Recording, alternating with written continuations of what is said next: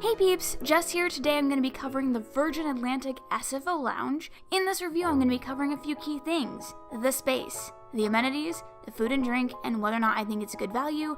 I know value is subjective, but we can get into it at least a little bit.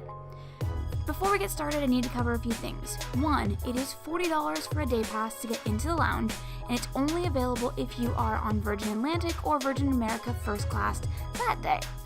And more importantly for me, at least the first time, give yourself some extra time to get there. I got super lost because it's before the security entrance in International Terminal A. There is a sign, but let's just say I missed it twice. On to the space itself. It's not a huge lounge, but when I was there, I never felt crowded or cramped, and that was really appreciated.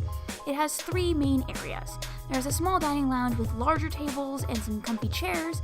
There's the bar that has a long, thin area. There's a side facing the bar and a side facing the runway, and then there's also a larger lounge space with smaller tables and movies playing.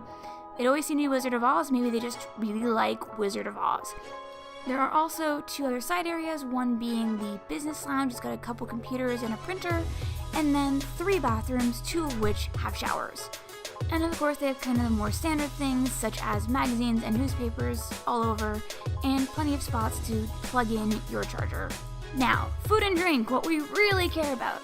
Of course, I have to say I didn't try any of the alcohol, but based on what I saw, they had a very large selection and a lot of wine in particular.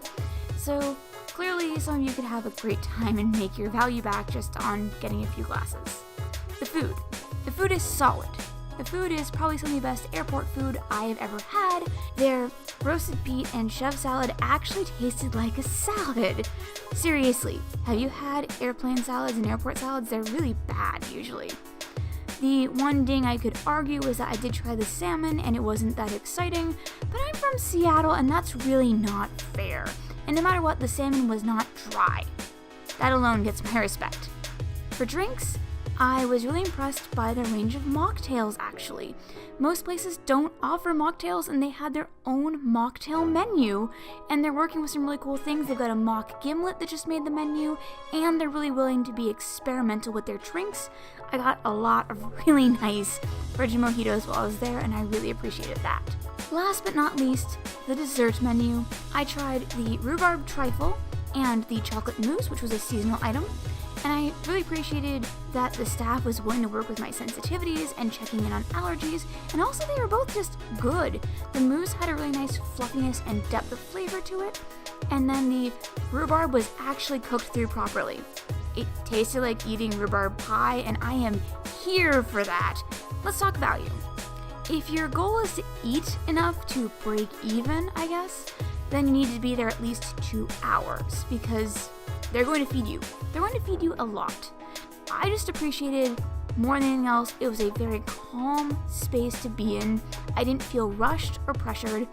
I did feel a little bit of pressure to get more food than I expected, but it wasn't strong pressure. It was more, oh, we want to make sure you're taken care of, so here's some food for you. And also, just speaking on that, this was probably the friendliest lounge I've ever been in. Everyone was so nice and seemed honestly just happy, which I've never seen that in an airport. It was just nice people. It made you feel so much nicer about being there. So, is it worth it? Yes. If you're looking for a lounge where you can have a calm, relaxing experience, have some decent food for once in a lounge, and be ready to just hit your flight, I would absolutely check them out. And I'm really sad Virgin America won't be around for much longer because I'm running out of excuses to go visit them. With that, I'm Jess, the Dessert Geek, hoping that you get to go out and try all the things, and I will catch you tomorrow. Bye, guys!